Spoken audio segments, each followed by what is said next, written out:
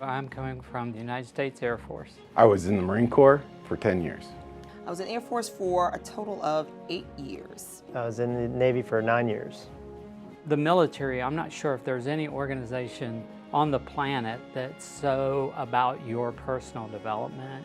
So I joined the Marine Corps when I was 16 and actually became a Marine when I was 17. So my change was pretty drastic. Coming from a place where I wasn't a great student in high school, I left the military with 6 different degrees, and I never thought that that was even remotely possible. Once I got into the military, I kind of found myself, pretty much. I found my niche, and I found what I wanted to do. I mean, there's not a single instance where, that makes me say I'm proud. I mean, it's one of those, I'm proud all the time of being a Marine. I was on the aircraft carrier, the Constellation, part of VMFA 323, F-18 Squadron.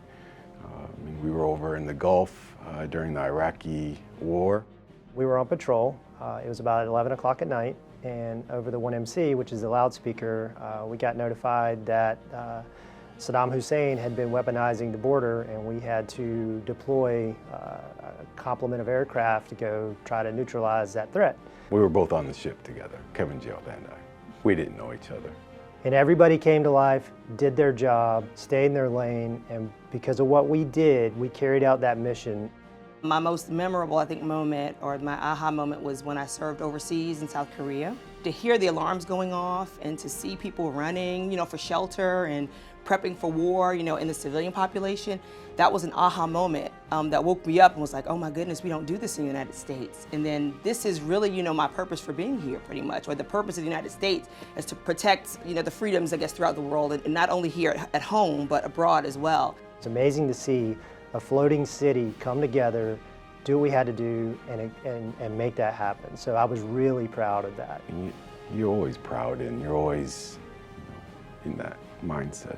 It just made me really proud to know that, I protect my country from things like this. We live in peace. We don't have to worry about things like this. That really taught me in a command like NIWC Atlantic, as big as we are with 5,000 people, if we all really focus on our mission and we focus on the Navy's mission, we can all pull in the same direction and try to get it accomplished. NIWC Atlantic hires veterans and really looks for that operational experience that most veterans do bring to many of the systems that we support. I did a tour as an instructor at the Navy Marine Corps Intelligence Training Center where I taught intel systems. A lot of those systems that I had taught as a Marine, as that I operated as a Marine, are systems I'm responsible for within my division now. I feel that the mission that we carry out really resonates with me because of the time I served in the Navy, and I gave part of my life to help support that mission, and now I'm still doing that. It gives me an opportunity to do it outside of uniform. I always tell everyone that I'm available 24/7. My service never stops. Freedom is not free. Go to a baseball game or to a football game and not have to worry about, being attacked from another country, automatically.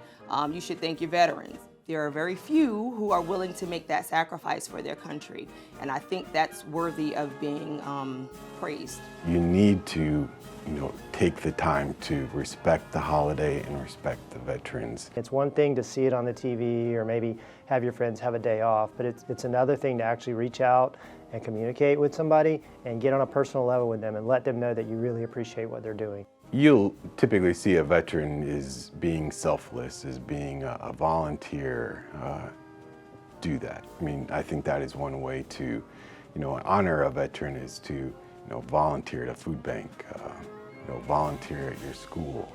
There are people that have dedicated their entire lives that just may not be veterans, they're government civilians. And they're doing something for that veteran community. They're spending countless hours, engineering a solution or being away from their family. It's not just about, necessarily always the veterans. It's about that selfless sacrifice that government, civilians, and industry make on behalf of the country.